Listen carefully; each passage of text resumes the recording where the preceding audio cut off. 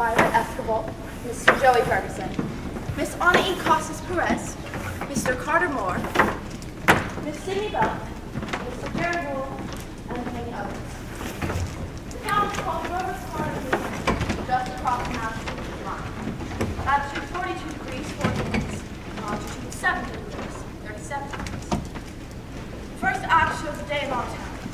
That day is May 7th, 1901. Time is just before dawn. The skies begin to show some streaks of light in the east there behind our mountains. The morning star always gives wonderful light. The minute pleasant. Well, I better show you how our town lies. Up here is Main Street. Way back there's the railroad station. Tracks go that way. Polish towns across the tracks and some Canuck families. Over there is the Congregational Church. Across the streets, the Presbyterian. Methodist and Unitarian are over there, and Baptist is down in the hollow by the river. Right here is the town hall, the post office, and the box. Jail's in the basement. Ryan wants me to speak from these very steps. Along here is a row of stores. Hitching posts and horse blocks in front of them. First automobiles going to come along in about 5 years. Belong to Baker Cartwright, our richest citizen. Lives in that big white house up on the hill. Here's the grocery store, and over there is Mr. Morgan's drugstore. Most everybody in town manages to look into these two stores once a day. Public school's over yonder, and high school's still farther over. 9:15 mornings, noon time, and 3 o'clock afternoons. The whole town can hear the yelling and the screaming from those school bells. This is our doctor's house, Doc Gibbs. This is the back door, and here's some scenery for those who think they have to have scenery. This is Mrs. Gibbs' garden. Corn, peas, beans, hollyhock, heliotrope, and a lot of burdock. In those days, our town's newspaper came out twice a week, the Grover's Corner Sentinel. And this is Editor Webb's house. And this is Mrs. Webb's garden. Just like Mrs. Gibbs. Only it's got a lot of sunflowers too. And right here is a big garden. Nice. You know what I mean. Nobody very remarkable came out of it as far as we know. The earliest tombstones in the cemetery say 1670, 1680. There are Grovers and Cartwrights and Gibbs and Hershey's. Same names around here now. Well, as I said, it's about dawn. The only lights on the town are in the cottage by the tracks where a Polish mother just had twins. And in the Joe Crowell house, Joe Jr.'s getting up so as to deliver the morning paper. We have Depot. John Hawkins is getting ready to fly for 5:45 to Boston. Now, out of the country, flight's been on for some time now, but Melkins and so on. The townspeople sleep late. So, another day's begun. There's Doc Gibbs coming down Main Street now, coming back from that base. And there's his wife coming downstairs to the breakfast. Doc Gibbs died in 1930. New hospital named after him. Mrs. Gibbs died first. Long time ago, in fact. She went out to visit her daughter, Rebecca, who married an insurance man in Canton, Ohio, and died there. Pneumonia. But they brought her body back here. She's up in the cemetery now, and with the whole mess of Gibbs and Herzeys. She was Julia Hersey before she married Doc Gibbs in the Congregational Church. In our town, we like to know the facts about everybody. And there's Mrs. Webb coming downstairs to get her breakfast, too. That's Doc Gibbs. Got that call at 1:30 this morning. And there's Joe Crowell Jr. delivering Mr. Webb's central. Morning, Doc. Morning, Joe. Anybody been sick? Pair of twins born over in Polish Town. Do you want your paper now? Yes, I'll take it. Anything serious going on in the world since Wednesday? Yes, sir. My school teacher, Miss Foster's getting married to a fellow over in Concord. Well, I declare, how do you boys feel about that? Well, it's none of my business, but I think if someone starts out to be a school teacher, she ought to stay. How's your knee been, Joe? Fine, Doc. I never really think about it much, although, like you said, it's hoping it's going to rain. And what's it telling you today? Gonna rain? No, sir. You sure? Yes, sir. You ever made a mistake? No, sir. I want to tell you something about that boy, Joe Crowell. Joe was awful bright. Graduated from high school here, head of his class. So he got a scholarship to Massachusetts Tech and graduated head of his class there, too. It was all wrote up in the Boston paper at the time. Going to be a great engineer, Joe was, but war broke out and I died of friends. All that education for nothing. Giddy up, Bessie. What's the matter with you today? And there's Howie Newsom delivering the money. Morning, Doc. Morning, Howie. Somebody sick? Pair of twins born over at Miss Kowalski's. Wednesday. This town's getting bigger every year. Going to rain, Howie? No, fine. That'll burn right.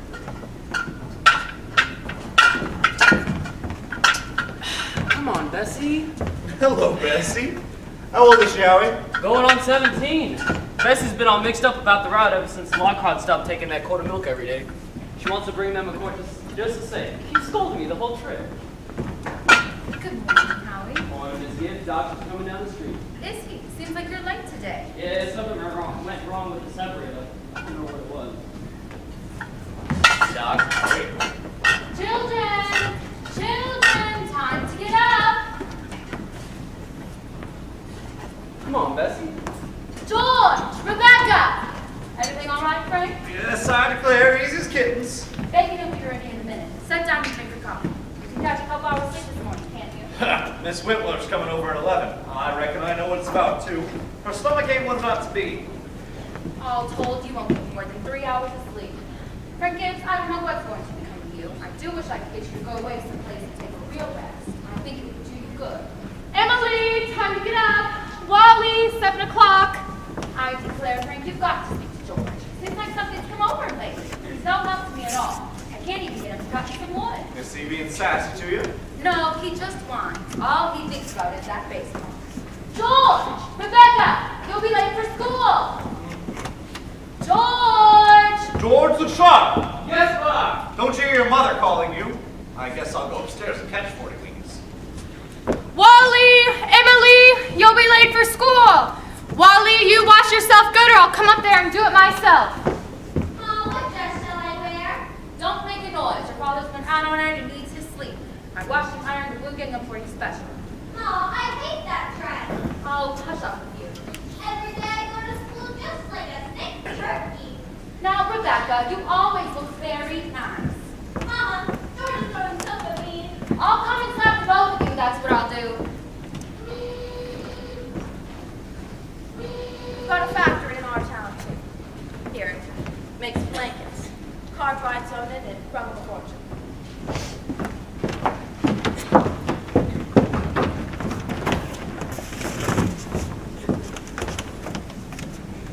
Children, no, I won't have it. Breakfast is just as good as any other meal, and I won't have you gobbling it down like wolves. It'll stunt your growth, and that's a fact. Put away your book, Wally. Oh, Ma, by 10 o'clock I have to know about Canada. You know the rules as well as I do. No books at the table. As for me, I'd rather have my children be healthy than bright. I'm both, Mama. You know I am. I'm the brightest girl in school for my age. I have a wonderful memory. Eat your breakfast. I'm bright too when I'm looking at my stamp collection. I'll speak to your father about it when he's rested. Seems to me like 25 cents a week's enough for a boy your age. I declare I don't know how to spend it all. Ma, I got a lot of things to buy. Strawberry phosphates. That's what you spend it on. I don't see how Rebecca comes to have so much money. She has more than a dog. I've been saving up gradual. Well, dear, I do think it's good to spend some every now and then. Mama, do you know what I love most in the world? Do you? Money! Eat your breakfast. Oh, that's the first bell. I gotta go. I gotta hurry. Thanks, Mom. Walk fast, but you don't need to run. Wally, pull your pants up at the knee. Stand up straight, Emily. Tell Miss Foster I send her my best congratulations. Can you remember that? Yes, Mom. You look real nice, Rebecca. Pick up your feet. Bye. Goodbye.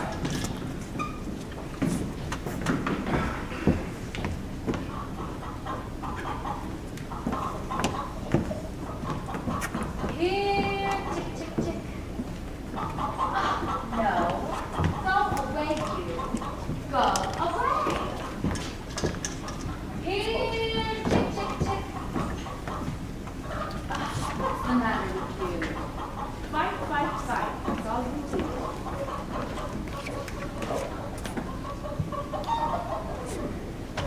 You don't belong to me.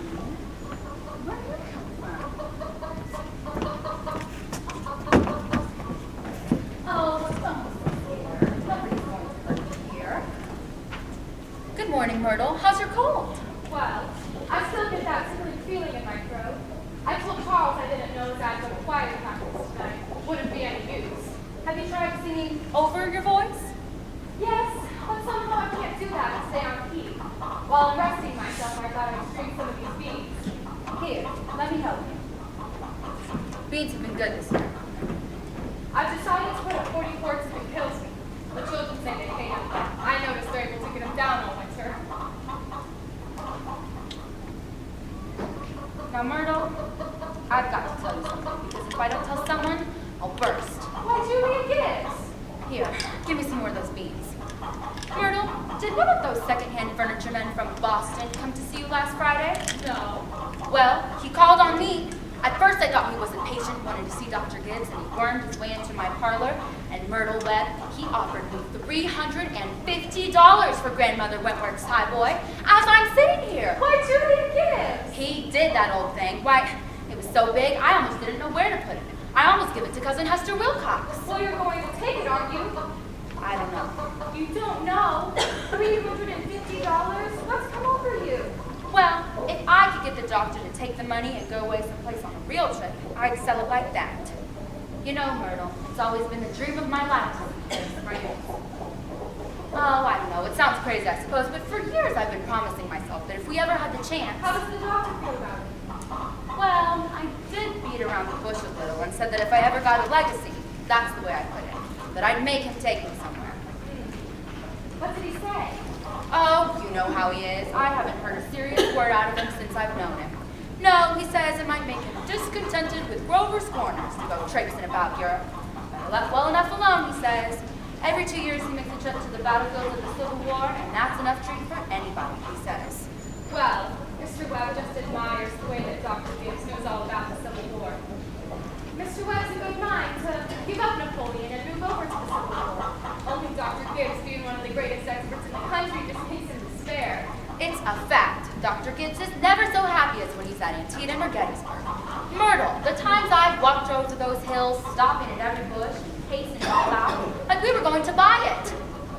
Well, if that second-hand man's really serious about buying it, Julia, you sell it. Then you'll get to see Paris Fair's all right. Just be a joking case from time to time. That's how we got to see the Atlantic Ocean, you know. Oh, I'm sorry I mentioned it.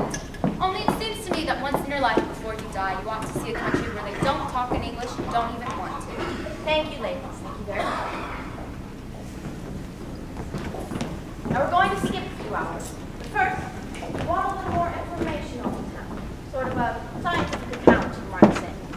So I've asked Professor Willard of our state university to sketch us a few details of our past history here. Is Professor Willard here? May I introduce Professor Willard of our state university? A few brief notes, Professor. Unfortunately, our time is limited. Grover's Corners, let me see. Grover's Corners lie in the old Pleistocene granite of the Appalachian Range. I may say it's some of the oldest land in the world. We're there to find that. A shelf of Devonian basalt crosses it with the vestiges of the Mesozoic shale and some sandstone outcroppings, but that's all more recent, 200, 300 million years old. Some highly interesting fossils have been found, I may say. Unique fossils, 2 miles out of town, South Spectrum's cow pasture. They can be seen at the museum in our university at any time. Well, folks, that is at a reasonable time. Shall I read some of Professor Gruber's notes on the meteorological situation? Mean precipitation, etc.? Afraid we won't have time for that, Professor. We might have a few words on the history of man here. Yes. Anthropological data. Early Amerindian start. Stratified tribes. No evidence for the 10th century of the Sahara. Now entirely disappeared.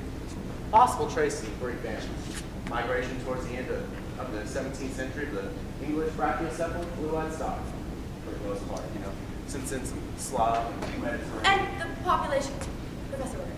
Within town limits, 2,640. Just a moment, Professor. Yes, well then, the population at the moment is 2,642. The postal district brings in 507 more, making a total of 3,000 more. 3,149. Mortality and birth rates, constant. By McPherson's gauge, 6.032. Thank you very much, Professor Willard. We're all very much obliged to you. Not at all. Right, Professor. Thank you again.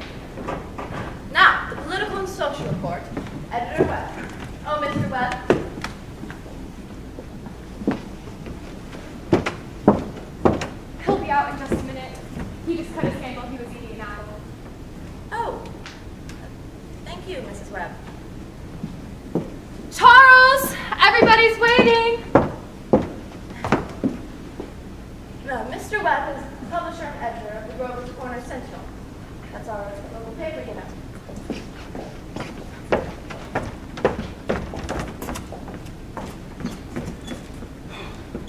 Well, I don't have to tell you that we're run here by a board of select men, males of age 21, women vote indirect, we're lower middle class, less professional men, 10% illiterate labor. Politically, we're 86% Republican, 6% Democrat, 4% Socialist, rest indifferent. Religiously, we're 85% Protestant, 12% Catholic, rest indifferent. Have you any comments, Mr. Webb? Very ordinary time, if you ask me. A little better behaved than most. Probably a lot older, too, but our young people here seem like it well enough. 90% of them graduating from high school, so they'll right down where they live, even when they've been away to college. Now, is there anyone in the audience who would like to ask Editor Webb anything about them? Is there much drinking in Grover's Corners? Well, ma'am, I wouldn't know what you'd call much. Saturday nights the farm hands meet down at Ellie Greeno's stable and hall or some. We've got one or two town drunks, but they're always having morsels every time an evangelist comes to town.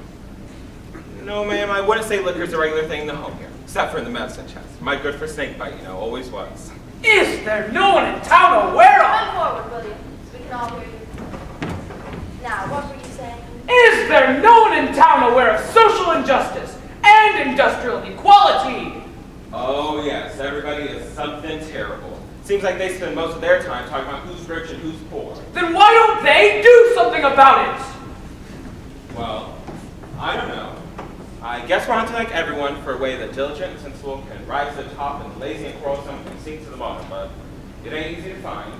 Meanwhile, we do all we can to help those that can't help themselves, and those that can, we leave alone. Any other questions? Oh, Mr. Webb. Mr. Webb, is there any culture or love of beauty in Grover's Corners? Well, ma'am, there isn't much. Not in the sense you mean. Come to think of it, there's some girls that play piano at the high school commencement, but they ain't much happy about it. No, ma'am, there isn't much. But maybe this is the place to tell you that we've got a lot of pleasures of a kind here. We like watching the sun come over the mountains in the morning, and we know so good deal about the birds. We pay a lot of attention to them. And everybody watches the changes of the seasons. But those other things, you're right, ma'am. There isn't much. Robinson Crusoe in the Bible and Handel's Largo, we all know about that. And Whistler's Mother, but that's just about as far as those things go. So I thought. Thank you, Mr. Webb. Thank you, Mr. Webb. Now we'll go back to the town. It's early afternoon. All 2,642 have their dinners in all divisions of the town. There's an early afternoon calm in our town, buzzing and humming through the school buildings. Only a few buggies on Main Street. The horses doze in their kitchen posts. You all remember what it's like. Doc Gibbs is in his office tapping people and making them say, ah. Mr. Webb is cutting his lawn over there. One man in 10 thinks it's a privilege to push his own lawnmower. No, sir, it's later than I thought. There are the children coming back from school already. I can't, Lois. I've got to go home and help my mother. I promise. Emily, walk simply. Who do you think you are today? Oh, Papa, you're terrible. One minute you tell me to stand up straight, and the next minute you call me names. I just don't listen to you. Golly, I've never got a kiss from such a great lady before.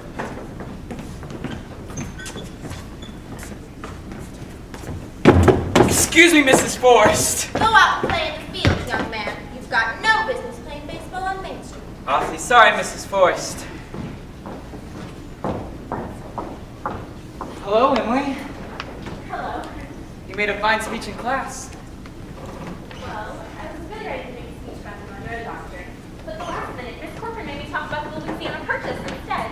I've spent an awful long time on both of them. Gee, it's funny, Emily. From my window up there, I can just see your headlights while you're doing homework over in your room. Why, can you?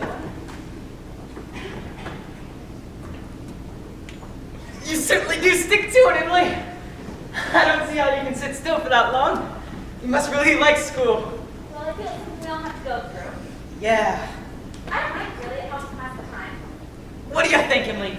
We might work out some kind of telegraph from my window to yours, and maybe once in a while you can give me a kind of hint or two about one of those algebra problems. No, Emily, I don't mean the answers, Emily. Of course not. Just some little hint. Oh, I think hints are allowed. So next time you're stuck, George, you whistle to me on a piece of hint. I guess you're just naturally bright. I figure that's the way a person's born. You see, I want to be a farmer. And my Uncle Luke says whenever I'm ready, I can come down and work on his farm. And if I'm any good at it, I can gradually have it. You mean a house and everything? Yeah, well, I better be getting out to the baseball field. Thanks for the talk, Emily. Good afternoon, Mrs. Webb. Good afternoon, George. So long, Emily. So long, George. Emily, come over here and help me string some of these beans for winter. George Gibbs let himself have a real conversation, didn't he? Why? He's growing up. How old would George be? I don't know.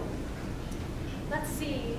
He must be almost 16. Mama, I made a speech in class today, and I was very good. You must recite it to your father at supper. What was it about? The Louisiana Purchase, like Silk off of school. I've been making speeches all my life. Mama, are these big enough? Try and get them a little bigger if you can. Mama, will you answer me a question? Serious. Seriously, dear. Not serious. Seriously, will you? Of course I will. Mama, am I good looking? Why, of course you are. All my children have got good features. I'd be ashamed if they hadn't. No, Mama, that's not what I mean. What I mean is, am I pretty? I already told you. Yes. Now that's enough of that. You have a nice, young, pretty face. I've never heard of such foolishness. Mama, you never tell us the truth about anything. I am telling you the truth. Mama, were you pretty? Yes, I was, if I do say it. I was the prettiest girl in town next to Mammy Cartwright. But you've got to say something about me. Am I pretty enough to get anybody, to get people interested in me? Emily, you make me tired. Now stop it. You're pretty enough for all normal purposes. Come along now and bring that bowl with you. Mama, you're not help at all. Thank you. We'll have to interrupt here. Thank you, Mrs. Webb. Thank you. There are a few more things more about it. I think this is a good time to know Cartwright Interest has just begun building the new bank in Grosvenor. Had to go to Vermont for Margaret, sorry to say. And they've asked a friend of mine if we should put in the cornerstone for people to dig us. 1,000 years from now, but of course, put in a copy of the New York Times, a copy of the New York Times. We're all kind of interested in this because some scientific fellows have found a way of bringing all that reading matter with a sort of glue, a silicate glue that'll make it keep 1,000 to 2,000 years. We're putting in the Bible, the Constitution of the United States, and a copy of William Shakespeare's play. What do you say, brothers? What do you think? No. Babylon once had 2 million people. And all we know about him is the names of some kings and some copies of lead contracts. And the contracts for the sale of slaves. Yet, every night, all those families sat down to supper. The father came home from his work, smoke went up the chimney, same as here. Even in Greece and Rome, all we know about the real lives of the people is we can piece together out of the joking poems and comedies wrote for the theater back then. So I'm going to have a copy of this play put in the cornerstone. People 1,000 years from now will know useful facts about us. Or the Treaty of Versailles will go through the cloud. See what I mean? So, people 1,000 years from now, this is the way we were in the provinces north of New York at the beginning of the 20th century. This is the way we were in our growing up, in our marrying, in our living, and in our knowledge. Great time's gone by. It's evening. You hear choir practice going on in the congregational church. The children are at home doing their schoolwork. The day's running down the town.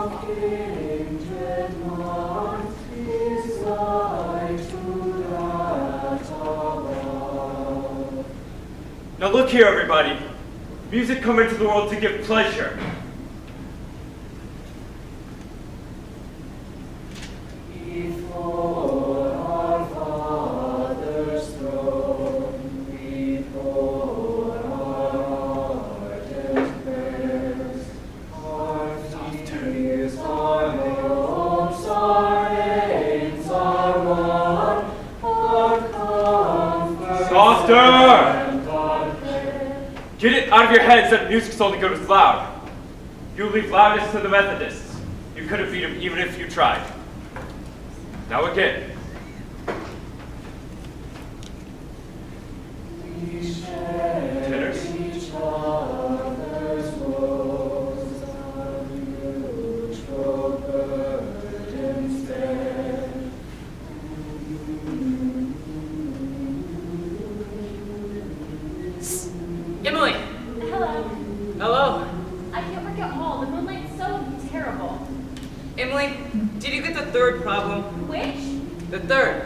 Why, yes, George, that's the easiest of them all. I don't see it, Emily. Can you give me a hint? I'll tell you one thing. The answer's in yards. In yards? How do you mean? In square yards. In square yards. Yes, George, don't you see? Yeah. In square yards of wallpaper. Wallpaper! Oh, I see. Thanks a lot, Emily. You're welcome. My, isn't the like terrible? And choir practice is going on. And I think if you hold your breath, you can be hit the train all the way to Contico. Hear it? What do you know? Well, I guess I better get back and try to work. Good night, Emily. And thanks. Good night, George.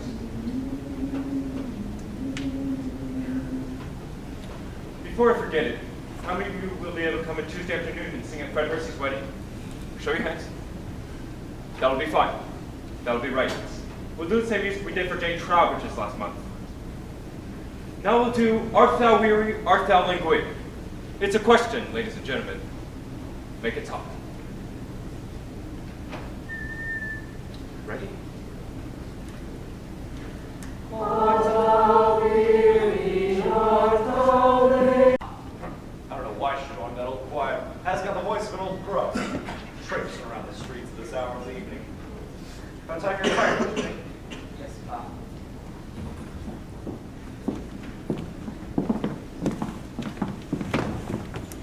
Good night, Martha. Good night, Mr. Foster. I'll tell Mr. Webb. I know he'll want to put it in the paper.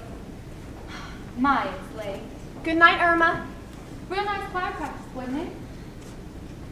Myrtle Webb, look at that moon, will you? Tisk, tisk, tisk. Potato weather for sure.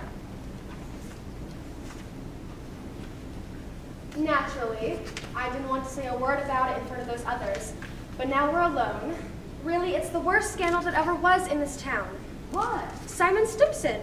Now, Luella. But Julia, to have the organist of a church drink and drunk year after year, you know he was drunk tonight. Now, Luella, we all know about Mr. Stimson, and we all know about the troubles he's been through. And Dr. Ferguson knows about the troubles too.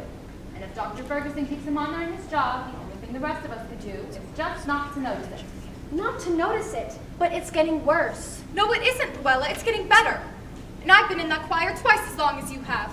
Doesn't happen near so often. Mine. I hate to go to bed on a night like this. I better hurry. Those children will be sitting up till all hours. Good night, Luella. You made it home safe, Luella? It's as bright as day. I can see Mr. Soames scowling at the window now. You'd think we'd get into a dance the way the men don't carry on.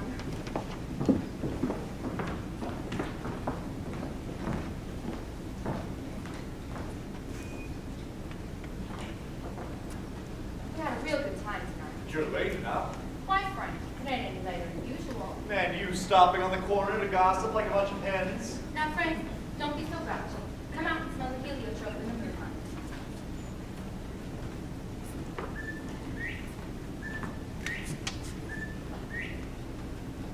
Isn't that wonderful? What did you do all the time I was away? No, I read as usual. What were all the girls gossip about? Well, believe me, Frank, there is something to gossip about. Simon Stimpson far gone, was he? Worst I've ever seen him. How about that, Frank? Dr. Ferguson can't be forgiving him forever. Well, I reckon I know more about Simon Stimpson's affairs than anybody in this town. Some people just aren't made for small town life. I don't know how that'll end, Julia, but the best thing we can do for it is just to leave it alone. Come on, Julia, get in. No, not yet. Frank, I'm worried about you. What are you worried about? Well, I think it's my duty to make plans for you to get a real rest and change. And if I get that legacy, well, I'm going to insist on it. Now, Julia, there ain't any sense in going over that again. Frank, you're just unreasonable. Come on, Julia, it's getting late. First thing you know, you'll catch a cold. I gave George a piece of my mind tonight. I reckon I'll have your wood chopped for you for at least a while, anyways. Oh, there's so many things to pick up, it seems like. You know, Frank, Mrs. Fairchild always locks the front door every night. All those people up that side of town do. They're getting citified, that's the trouble with them. They ain't got nothing fit to burgle, and everybody knows it.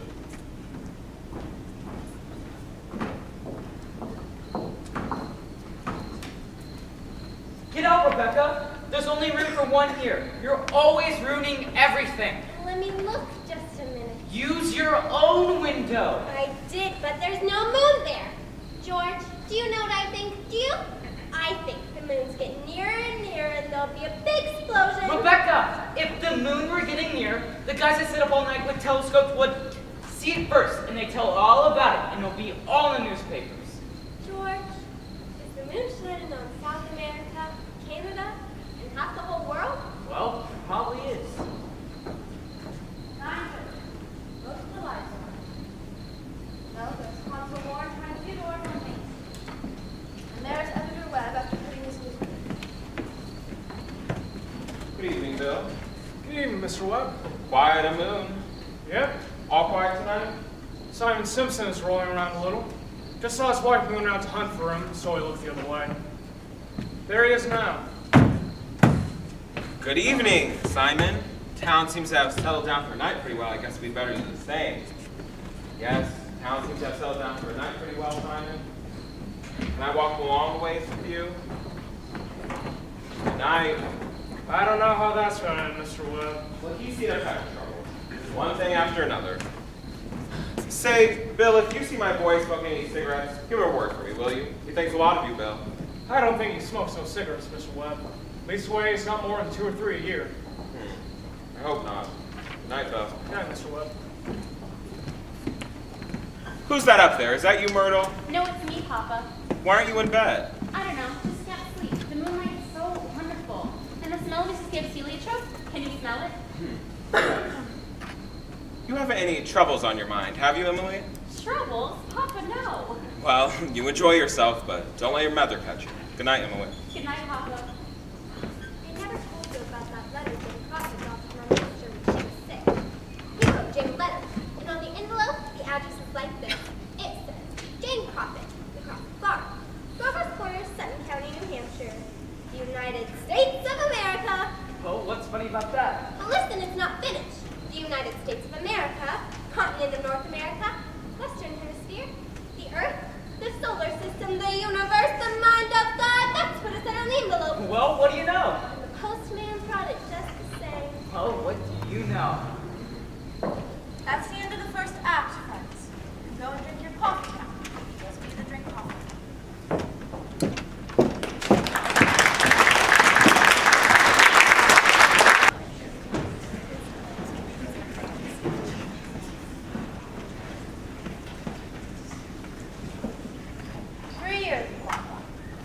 Yes, the sun has come up over 1,000 times. Summers and winters have cracked them off a little bit more, and the rain has brought down some of the dirt. Babies that weren't even born yet have begun speaking regular sentences already. And a number of people who thought they were right young and spry found that they can't bound up a flight of stairs like they used to, without their heart fluttering a little bit. All that can happen in 1,000 years. Nature's been pushing and contriving in other ways too. A number of young people fell in love and got married. Yes, the mountain was bit away a few fractions of an inch. Millions of gallons of water went by the mill, and here and there, a new home was set up under a roof.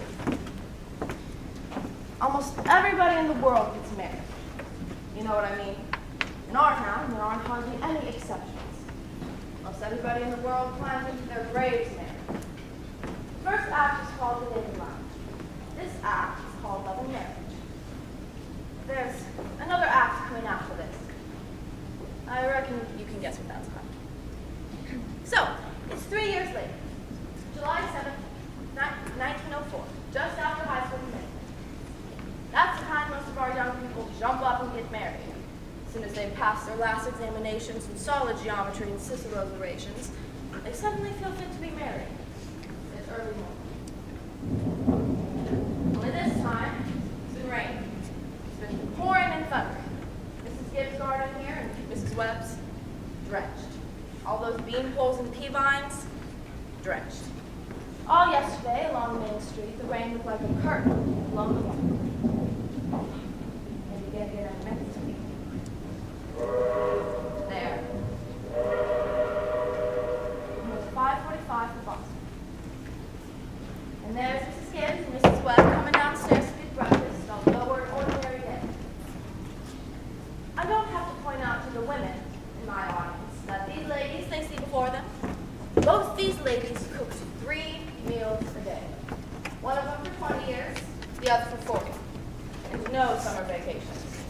They brought up 2 children apiece, washed, cleaned the house, and never a nervous breakdown.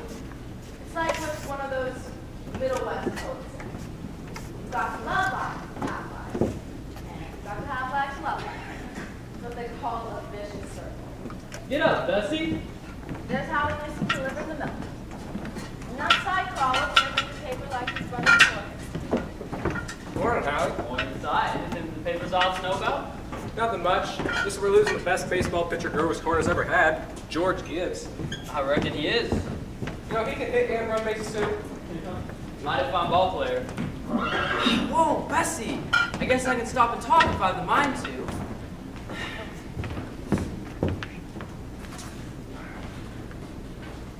Yeah, I guess something like that just to get married. Would you, Howie? Can't tell, Si. Never had no talent that way. You're up early, Bill. Seeing if there's anything I can do to prevent a flood. River's been rising all night. Si Crowell's all worked up here about George Gibbs retiring from baseball. Yes, sir, that's the way it goes. Back in '84, we had a player sign. Even George Gibbs couldn't touch him. Name of Hank Tom. Went down to Maine and became a parson. Wonderful ball player. Oh, that's where I looked here. Nah, I take that. Maybe we'll be good. Good morning, Howie. Do you think it's going to rain again? Morning, Miss Gibbs. Certainly hope it will. I'm going to have a house full of relations today, Howie. Looks to me like I'll need 3 of milk and 2 of cream. My wife says to tell you how we both hope to be very happy this year. None of us will. Thanks a lot, Howie. And tell your wife I hope she gets there to the wedding. Yeah, she'll be there. She'll be there if she can. Morning, Miss Webb. Good morning, Mr. Newsom. I told you 4 quarts of milk, but I hope you can spare me another. Yes, and 2 of cream. We'll start briefing again, Mr. Newsom. Just saying to Miss Gibbs, how might I know? Miss Newsom told me to tell you how we both hope to be very happy, Miss Webb. No, they will. Thank you, and thank Mrs. Newsom, and we're counting on seeing you at the wedding. Yes, we hope to get there. Could have missed that. Come on, Bessie. Well, Ma, the day has come. You're losing one of your chicks.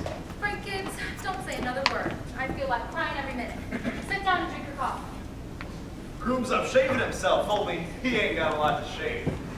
Whistling and singing like he's glad to leave us. Every now and then he even says I do with me, but no sound convincing to me.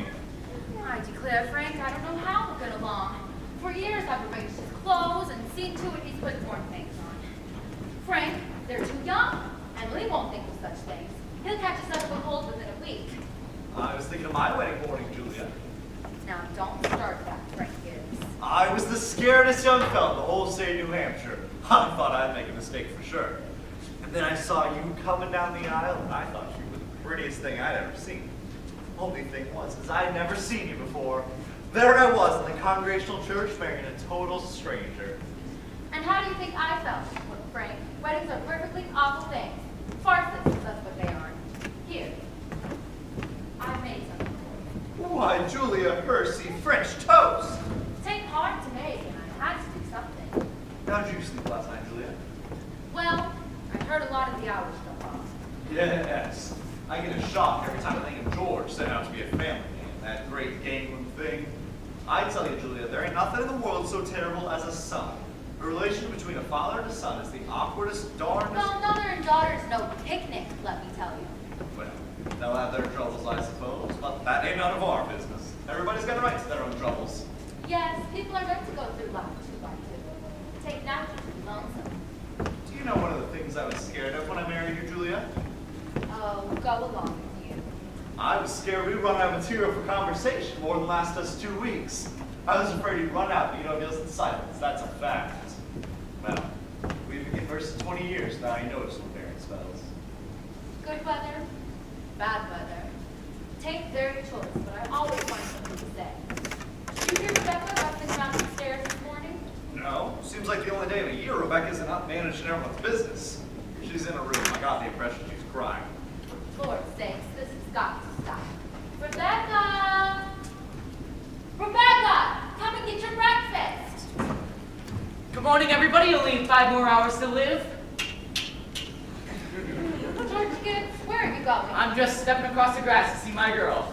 Now, George, you go and put your overshoes on. It's raining torrents out if you don't leave this house without you're prepared for it. Ma, it's just a step. You'll catch your death of a cold and cough all through the service. George, you do as your mother tells you. From tomorrow on, you can kill yourself in all weathers, but while you're in my house, you live wisely, thank you.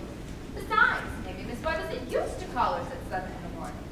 Here, take a cup of coffee first. I'll be back in a minute.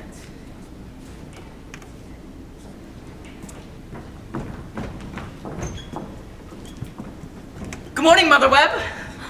Goodness, you frightened me. Now, George, you can come in a minute out the wet, but you know I can't ask you in. Why not? George, you know as well as I do. The groom can't see his bride on the wedding day, not till he sees her in church. Ah, that's just a superstition. Good morning, Mr. Webb. Good morning, George. You don't believe in a superstition like that, do you, Mr. Webb? There's a lot of common sense in some superstitions, George. Millions have followed it, George, and you don't want to be the first to fly in the face of custom. How's Emily? She hasn't waked up yet. I haven't heard a sound out of her. Emily's asleep? No wonder. We're up till all hours sewing and packing. Now, George, I'll tell you what I'll do. You sit here with Mr. Webb and drink some of that coffee, and I'll go upstairs and make sure Emily doesn't come down and surprise you. There's some bacon too, but don't be long about it.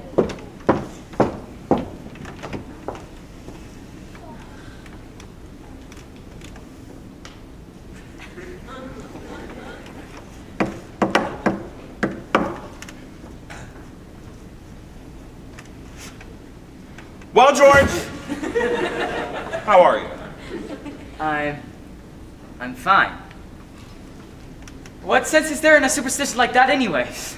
Well, you see, on her wedding morning, a girl's head apt to be filled with clothes and one thing another. Don't you think that's probably it? Yes, I never thought about that. A girl's apt to be a mite nervous on her wedding day. I just wish a fella could just get married without all of these marching up and downs. Every man that's ever lived before you has felt that way about George. But it hasn't been any use. It's the women folk who have built up weddings, my boy. For a while now, the women have had it all their own. A man looks pretty small at a wedding, George. All those good women standing shoulder to shoulder, making sure the knot's tied in a mighty public way. But you believe in it, don't you, Mr. Webb? Oh, yes. Oh, yes. Don't you misunderstand me, my boy. Marriage is a wonderful thing. A wonderful thing. Don't you forget that, George. No, sir. How old were you when you got married, Mr. Webb? Well, you see, I had been away to college and taken a while to get settled down, but Mrs. Webb wasn't much older than what Emily is now. Oh, but age hasn't much to do with it, not compared with, other things. What were you going to say, Mr. Webb? Oh, I don't know. Was I going to say something? George, I was thinking the other night of some advice my father gave me when I got married. Charles, he said, Charles, start off early showing who's boss, he said. Best thing to do is just give an order, even if it don't make any sense, he said. And if anything about your wife irritates you, he said, her conversation or anything, just get up and leave the house, he said. That'll make it clear to her. Oh, and oh yes, he said, oh yes, never, ever tell your wife how much money you have. Never. Oh, sir, I don't think I could. So I took the opposite of my father's advice, and I've been very happy ever since. And let that be a lesson to you, George. Never to ask advice on personal matters. George, are you going to raise chickens on your farm? What? Are you going to raise chickens on your farm? Uncle Luke's never been much interested, but I thought... A book came into my office the other day on the Filio system of raising chickens. I want you to read it. I'm thinking of beginning in the backyard in a small way, and I'm going to put an incubator in the cellar. Charles, are you talking about that old incubator again? I thought you two would be talking about things worthwhile. Well, Myrtle, if you want to give the boys some good advice, I'll go upstairs and leave you alone with them. George, Emily's got to come downstairs and eat her breakfast. She sends you her love, but she doesn't want to lay eyes on you. Goodbye. Goodbye. Myrtle, I guess you haven't heard about that older superstition. What's that, Charles? Since the cavemen, no bridegroom should see his father-in-law on the day of the wedding, or near it. Now remember that. Thank you, Mr. and Mrs. Webb. I'll have to interrupt you again. You see, we want to know how this all began. This wedding. This plan has been a lifetime together. I'm awfully interested in how big things like that begin. You know how it is. You're 21, 22. You make some decisions, then wish you're 70. You've been a lawyer for 50 years, and that white-haired lady at your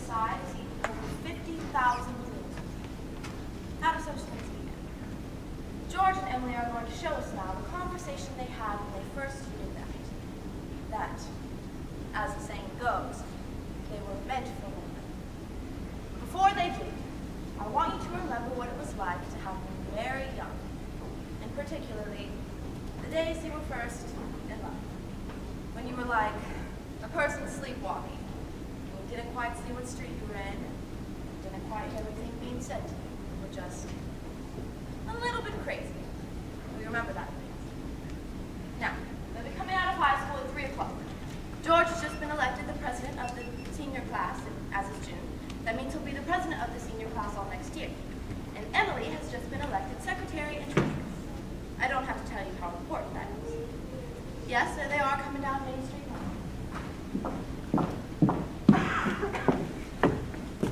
I can't, Louise. I've got to go home. Goodbye.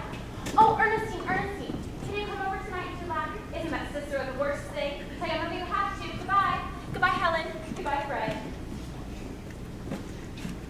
Hello, Emily. Can I carry your books home for you? Why, thank you. It isn't far. Excuse me a minute, Emily.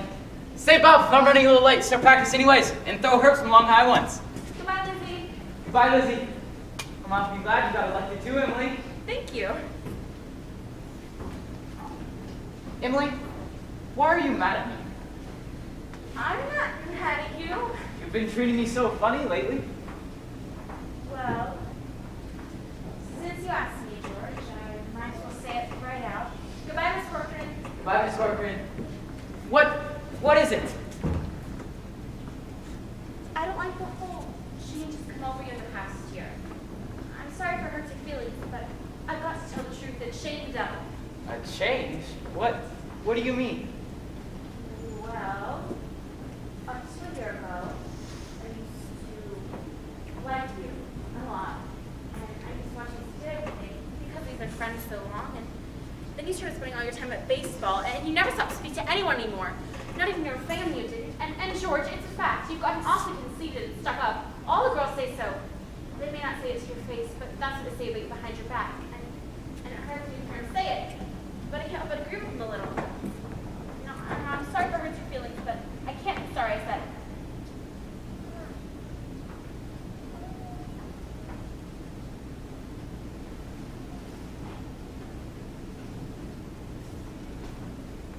I'm glad you said it, Emily.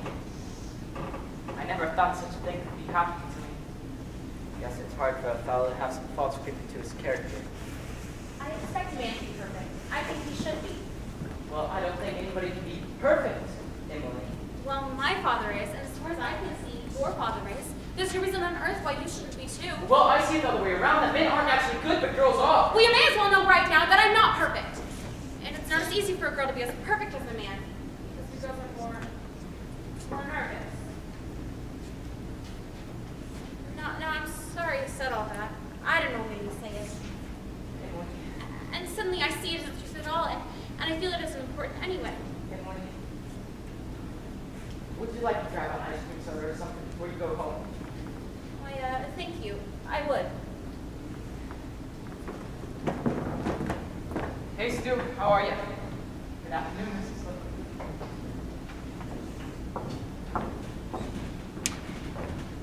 Hello, George. Hello, Emily. What you have? Doc, Emily Webb, what you been crying about? She's just got an awful scare, Mr. Morgan. She almost got hit by one of those hardware store wagons. Everyone says that Tom Huckin guy drives like a crazy man. Well now, you take a drink of water, Emily. You look all shook up. I tell you, you've got to look both ways before you cross Main Street. It gets worse every year. Now, I'll have a strawberry frosting, please, Mrs. Morgan. No, Emily, have an ice cream soda with me. 2 strawberry ice cream sodas, Mr. Morgan. 2 strawberry ice cream sodas? Yes, sir, yes, sir. You know, there are 125 horses in Grover's Corners the minute I'm talking to you. State inspector was in here yesterday. Now they're bringing in these automobiles. Best thing to do? Just stay at home. Why, I can remember when a dog could go sleep all day in the middle of Main Street and nothing could come along to disturb it. Now, there you are. Enjoy.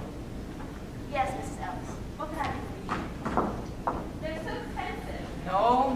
Don't think of that. We're celebrating our election.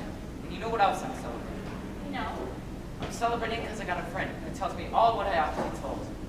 No, George, please don't do that. I don't No, Emily, you stick to it. You bet you're supposed to keep it. You see, I'm gonna change. You bet I'm gonna change. I'm gonna change so quick. Emily, can I ask you a favor? What? If I go away to state agricultural college next year, will you write me once in a while? Certainly will. I certainly will, George. It certainly seems the way you do is you touch the things. Maybe letters from Girls' Corners would be so interesting after a while. After all, Girls' Corners is a very important place in all of New Hampshire. And it's a very nice town. The day wouldn't come where I wouldn't want to know everything that's happening here. And I know that's true. Well, I'll try to make my letters interesting. You know, whenever I see a farmer, I always ask him if it's a good thing to go to agricultural school to be a good farmer. Why, George? And some of you even say it's a waste of time. You can get all those things out of the old pamphlet that the government sends out. Starting to get old. It's about ready for me to start taking over his farm. Tomorrow, if I could. My. And like you said, all that time, other places, other people. If anything like that would have happened, I don't want to go away. Yes, you're as good as the prince I got. You don't need to go to other towns. But George, maybe it's important to go and learn all those things about soils and cattle judging and all those things. Of course, I don't know. I'm going to make up my mind right now. I'm not going. I'll tell Paul about this thing. Why, George, I don't think it's important to say that now. It's a whole year away. What you said was right. But there was one thing wrong. When you said for a while I wasn't noticing anything, and like you said, when you said you were watching me while I did everything, I was doing the same about you. The whole time. Why, sure. I always thought about you as one of the chief people I thought about. I always made sure who you were sitting with and where you were sitting. And for a while now, I've been trying to walk home with you. Something's always done in the way. For instance, yesterday I was standing over against the wall waiting for you. Then you walked home with Mr. Corn. Why, George, life's awful funny. How would I? Emily, I'm going to tell you why I'm not going. I believe once you found a person who you're very fond of, I mean a person who's very fond of you too, and likes you enough to be interested in your character, I believe that's just as important as college is, and even more so. That's what I think. I think it's awfully important too. Yes, this is an important talk you've been having. Yes. Emily, if I do change, anything, could you be, would you be? I am now.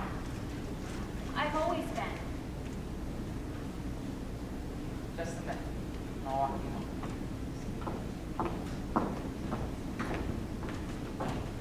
Mr. Morgan, I'm going to have to come back with the money to pay you for this. What's that? Why, George Gibbs, you need to tell me. I have my reasons. Here, take my gold watch. Keep it until I come back. It'll be just a minute. That's all right. Keep your watch. I'll trust you. I'll be back in 5 minutes. I'll trust you 10 years, George Gibbs. Not a day over. Got all of your shock, Emily? Why, yes, thank you, Mr. Morgan. It was nothing. Ready?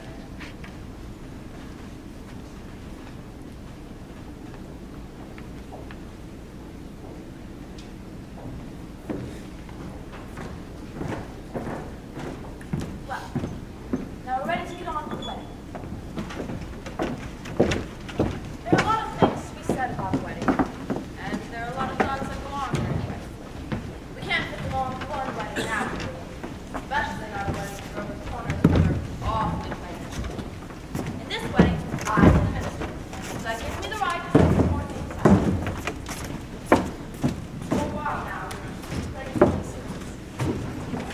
See, some churches say that marriage is a sacrament. I don't quite know what that means, but yes. Like Mrs. Gibbs said a few minutes ago, people were made to live and try to. Now, this is a good wedding, but people are so put together that even at the good weddings, there's still a lot of confusion way thought that ought to be put on play too. The real hero of the scene is not saved at all. You all know what that means. That's what one of those European fellows said. Every child born into the world is entitled to perfect human being. Well, we've seen nature's pushing and contriving for some time now. We all know nature's interested in quantity, but I think she's interested in quality. That's why I'm in the ministry. And let's not forget the other witnesses of the way. The ancestors. Millions. Most of them set out to live 2x2 also. Millions. Well, that's all my sermon. It wasn't very long.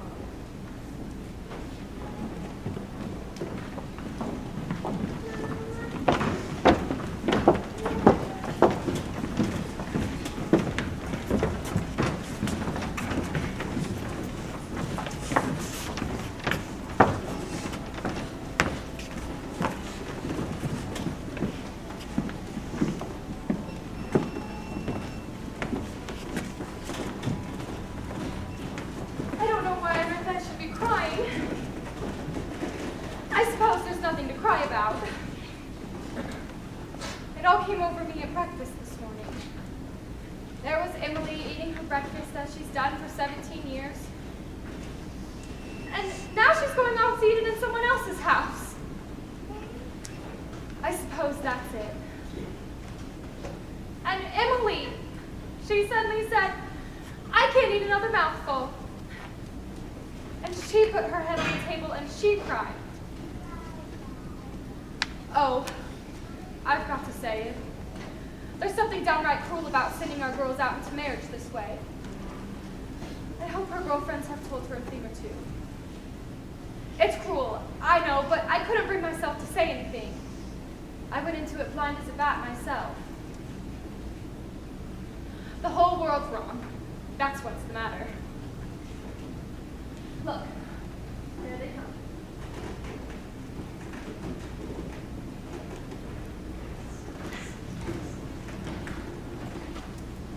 George?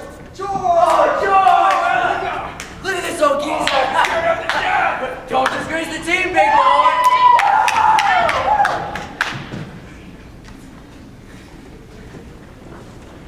There used to be an awful lot of that kind of thing back in the old days.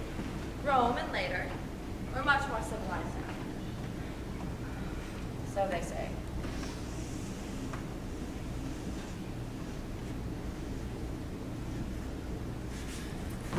George, what's the matter? Ma, I don't want to grow old. Why is everybody pushing me so? Why, George, you wanted it. No, Ma, listen to me. No, George, you're a man now. For the last time I asked you, all I want to do is be a fella. George, if anyone should hear you. Now stop. Well, I'm ashamed of you. Where's Emily? George, you gave me such a turn. Cheer up, Ma. I'm getting married. Let me catch my breath a minute. Now, you save every Thursday night. You'll see, Emily and I are coming over every Thursday night for dinner. Come on, cheer up, Ma. What are you sad for? Come on, Ma. You gotta get ready for this.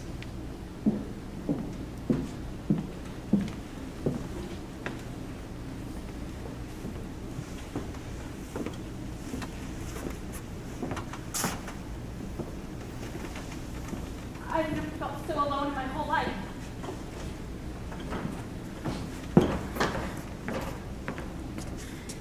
And George over there looking so, oh, I hate him. I wish I were dead. Oh, Papa. Emily, don't get upset. But Papa, I don't want to get married. Shh, Emily, everything's all right. Why can't I stay for a while? Just as I am. Let's go away. No, Emily, stop and think a minute. Don't you remember what you used to say? All the time you used to say it, all the time. That I was your girl. There must be lots of places we could go. I could work for you. I could keep house. You mustn't think of such things, Emily. You're just nervous. George, you come here a minute. Why, your man, the best young fellow in the world. George is a fine fellow. But Papa. I'm giving away my daughter for you. Do you think you can take care of her? Mr. Webb, I want to try. Emily, I love you. I need you. If you love me, help me. All I want is someone to love me. I will. I will try. I mean forever. Do you hear? Forever and ever. Come. Now you know everything will be all right. They're waiting for us. Come quick.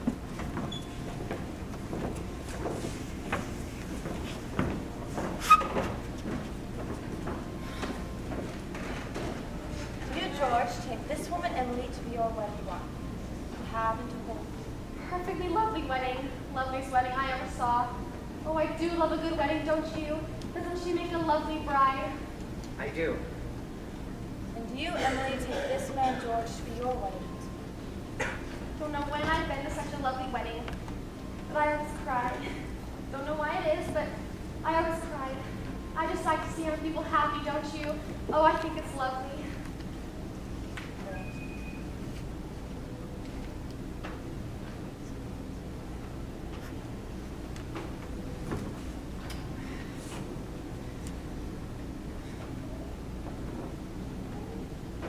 I've married over 200 couples in my day.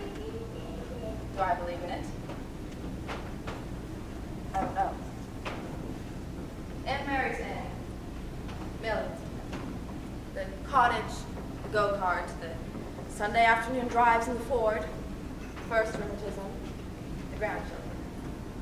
Second rheumatism, deathbed, reading of the will.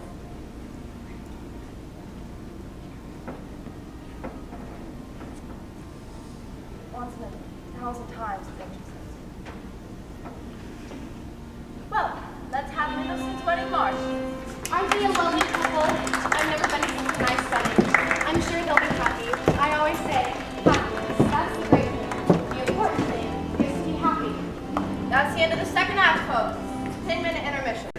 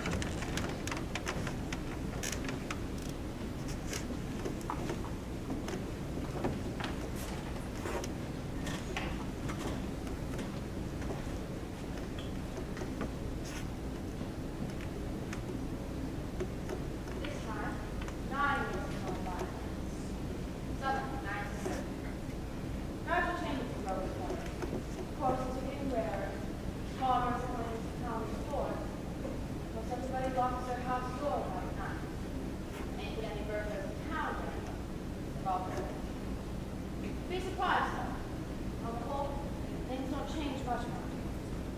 This is certainly an important part of Silver Swans. On a hilltop, waiting for fun. Lots of sky, lots of clouds, often lots of sun and moon.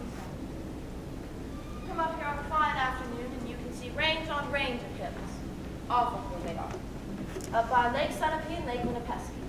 And way up, if you've got a glass, you can see the White Mountains in Mount Washington, where North Conway and Conway are. And of course, our favorite mountains right here, Mount Onondaga, and all the towns that lie around it. Jaffrey and East Jaffrey and Peterborough and Dublin. And there, quite a ways down, is Grover's Point. Yes, it's a beautiful spot up here. Mount Laurel, Mount. I often wonder why people like to be buried in Woodlawn in Brooklyn when they might pass the same time up here in New Hampshire. Over here are the old stones, 1670, 1680. Strong-minded people that came a long way to be independent. Summer people walk around over there, laughing at the funny words on the tombstones. They don't do any harm. Genealogists come up with Boston, get paid by city people for looking up their ancestors. They want to make sure they're daughters of the American Revolution and of the Mayflower. Well, I guess that don't do any harm either. Wherever you go near the human race, there are layers and layers of nonsense. Over here are some Civil War veterans, iron flags on the bridges, New Hampshire boys. Had a notion that the Union ought to be kept together, though they never seen 50 miles from themselves. All they knew was the name, friends. The United States of America. The United States of America.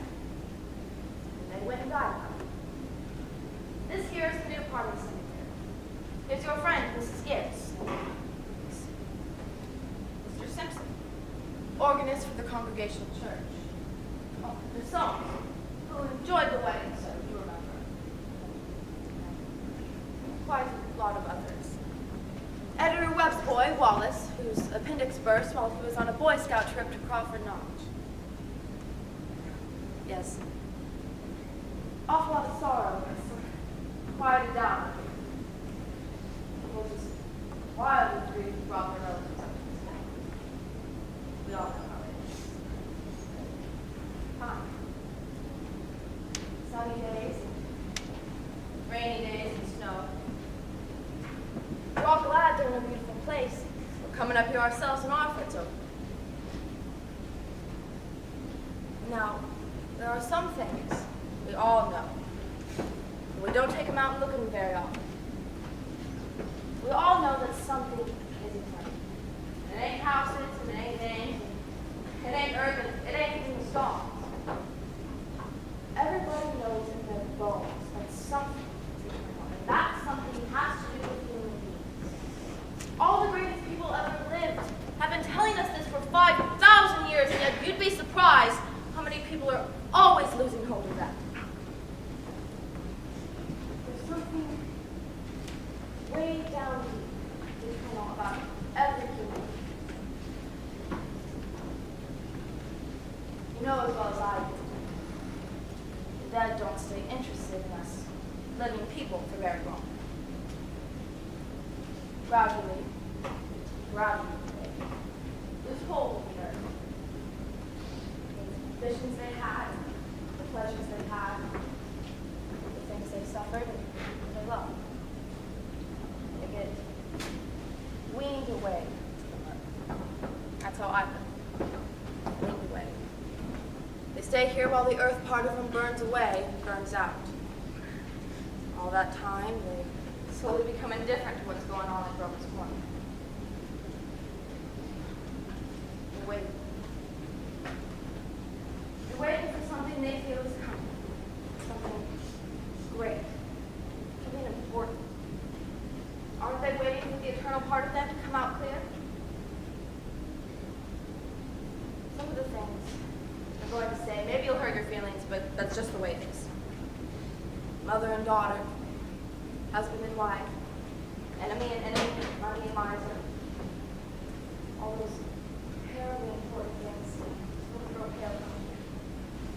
And what's left? And your memory's gone. And your identity is spent. There are some living people. That's just Stoddard. Our undertaker supervising a new maid grave. There's a Grover's Corners boy, of town 12 West.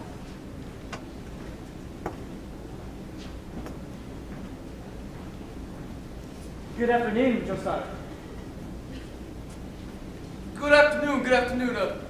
Let me see now. Do I know you? I'm Sam Craig.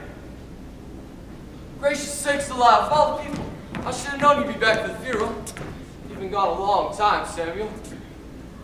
Yes, on our way for 12 years now. On business. Out of Buffalo now, Joe. I was getting used to my cousin's death. Glad to find him a little.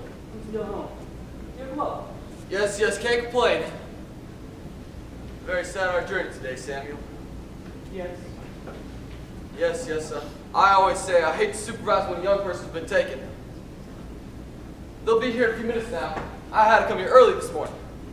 My son's supervisor at the home, and Old Farmer Carty. I used to chores for him after school. He had the lumbago. yes, we brought old Farmer Carty here a number of years ago now.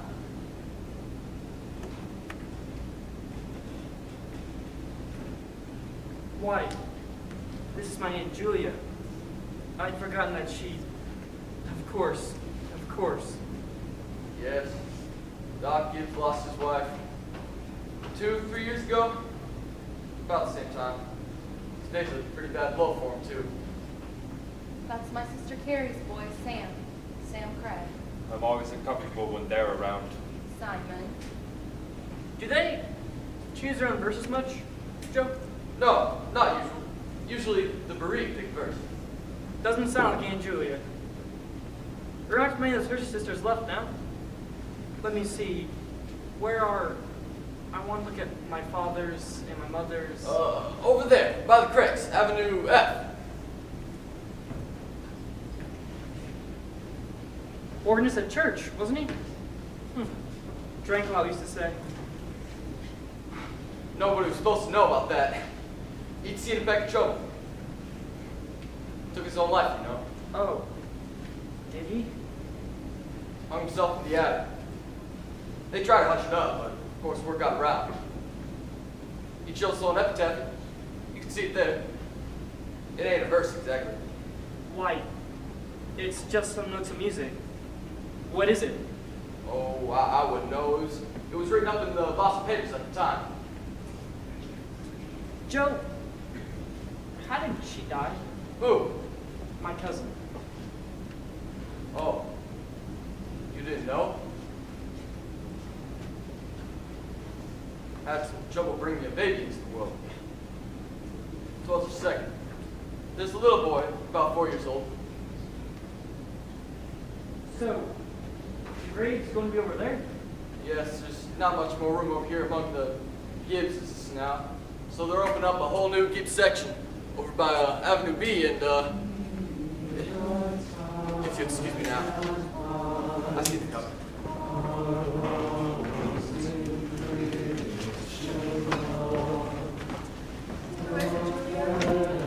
My daughter-in-law,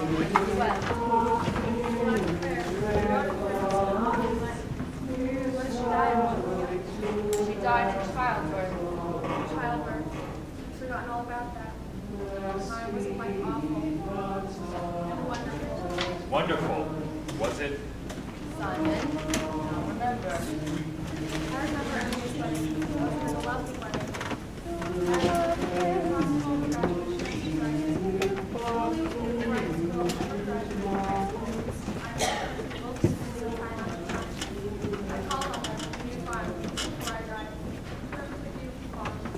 It's on the same road we lived on.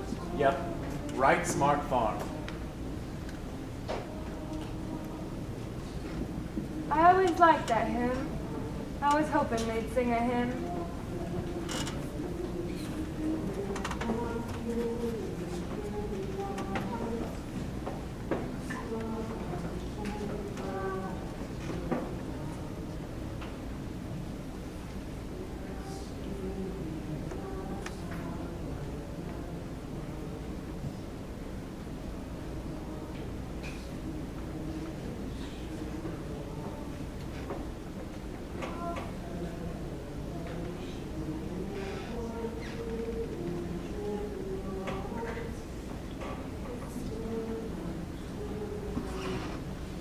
Hello.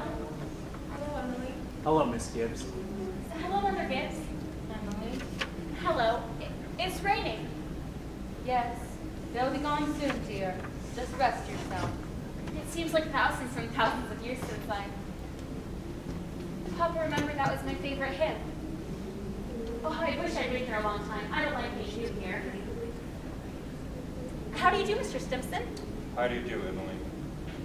Mother Gibbs, George and I did farm to the best place you ever saw. We thought of you all the time. We wanted to show you the new barn and the great long cement tree you found in the stock. We bought it out of the money you left us. I did? Yes, Mother Gibbs, do you remember? The legacy you left us? Why, it was over $350. Yes, Emily. Well, there's a patent device on the drinking fountain, so it never overflows. And it never seems below a certain mark they have there. It's fine. Won't be the same to George without me, but it's a lovely farm. Live people don't understand, do they? No, dear, not very much. They're sort of shut up in little boxes. Seems I knew them last 1,000 years ago. My boy's been today at Mrs. Carter's house. Oh, Mr. Carter, my boy's been today at your house. Is he? Yes, he loves it there. Yeah, Mother Gibbs, we have a porter too. Never gives any trouble. I don't drive though. Mother Gibbs, when does this feeling go away of being one of them? How long does it? Dear, just wait and be patient. Yes, I know. Look, they're finished. They're going.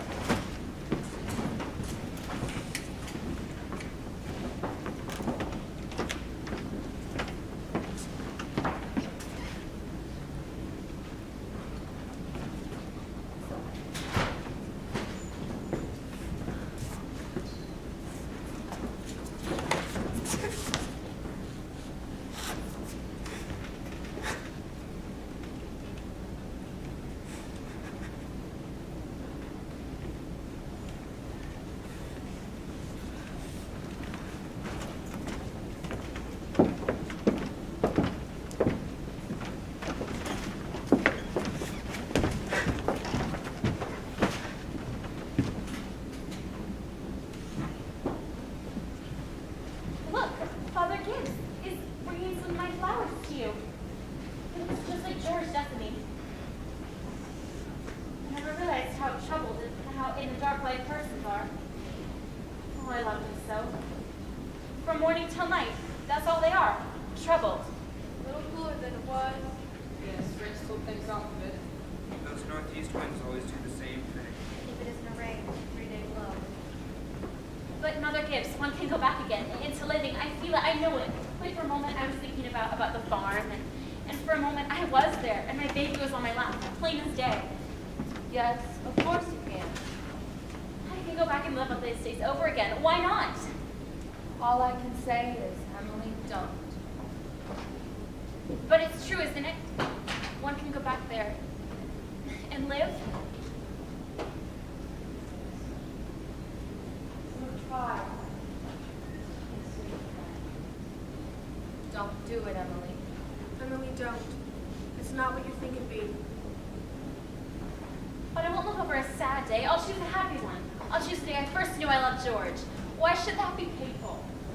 Not only live it, to watch yourself. Yes. And as you watch yourself, you know the one thing that they down there never know. You know the future. Emily, you know what's going to happen afterwards. But is that painful? Why? That's not the only reason why you shouldn't do it, Emily.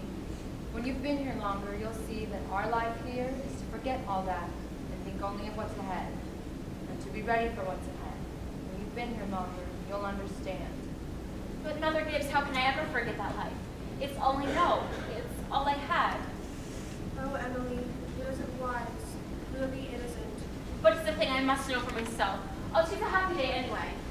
No. Choose an unimportant day. Choose the least important day in your life. It'll be important enough. And it can't be since I was married or since the baby was born. I can choose a birthday at least, can't I? I choose my 12th birthday.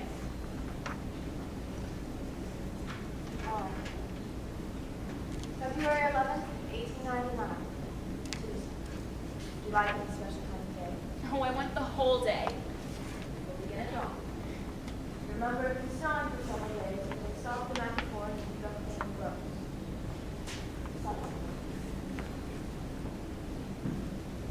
Why, there's Main Street and Mr. Morgan's drugstore before he changed it, and the livery stable. 1899. Since Lord. That's China knew his little girl. The little white fence that used to be around her house. Oh, I'd forgotten that. Oh, I loved it so. Are they inside? Yes, your mother will be coming downstairs in a minute to make breakfast. Will she? And you remember your father had been away for several days, but he came back on an early morning trip. No. He went back to his college to make a speech in Western New York at Clinton. Look, there's Howie Newsom. And there's a policeman, but he's dead. He died. Oh, Bessie. Bessie. Morning, Bill. Morning, Howie. Been rescuing a party. Darn near froze to death down my Polish town there. Got drunk and lay out in the snow drifts. Thought he was in bed when I shook him. Why, there's your crowd. Morning, Mr. Warren. Morning, Howie. Children! Wally, Emily, it's time to get up. Mama, I'm here. Oh, how young Mama looks. I didn't know Mama was ever that young. You can come and dress by the fire if you like, but hurry.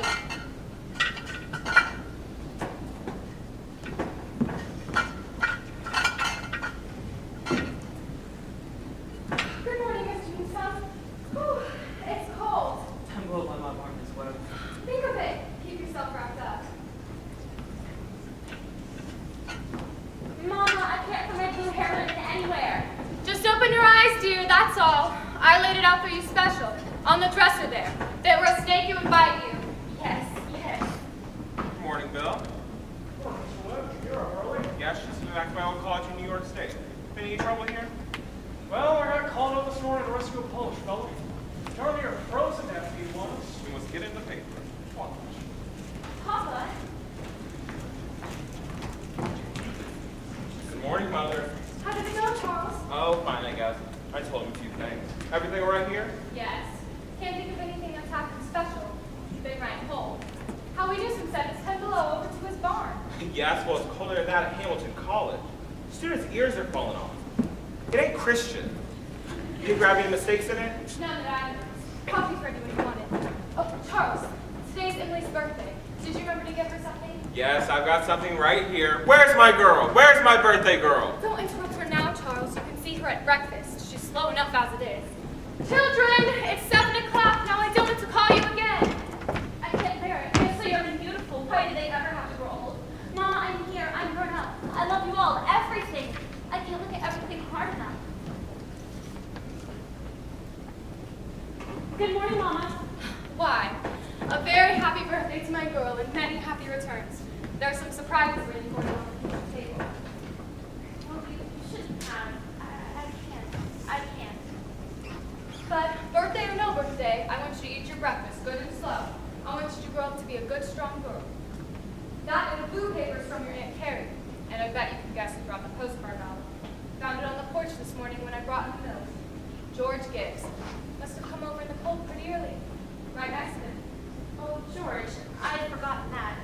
Chew that bacon good and slow. It'll help keep you warm on a cold day. Mama, look at me wondering if they really saw me. Mama, 14 years have gone by. I'm dead. You're a grandmother, Mama. I married George Gibbs, Mama. Well, he did too. His appendix was a cancer to North Conway. We felt just terrible about it, didn't you remember? But for a moment, we're all together. For a moment, we're happy. Let's look at one another. That and the yellow paper is something I found in the attic among your grandmother's things. You're old enough to wear it now. I thought you would like it. And this is from you. It's lovely and just what I wanted. It's beautiful. Well, I hoped you'd like it. Hugs it all over. Your Aunt Nora couldn't find one in Concord, so we had to send all the way to Boston. Well, he has something for you, too. He made it in his manual training class, and he's very proud of it. Make sure you make a big fuss about it. Your father has a surprise for you, too. Don't know what it is myself. Shh. Here he comes.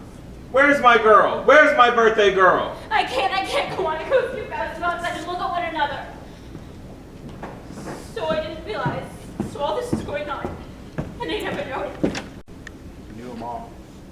He'd sit on porch evenings and tell them all by name. Yes, sir. Wonderful. Star's mighty good company. Yes, yes, 'tis. Here's one of them coming. It's funny. Wait no time for one of them to be here. Goodness sake. Mother Gibbs, it's George. Dear, just rest yourself. It's George. And my boy Joel, who knew the stars, he used to say it took millions of years for that speck of light to get to the earth. Don't seem like a body could believe it, but that's what he used to say. Millions of years.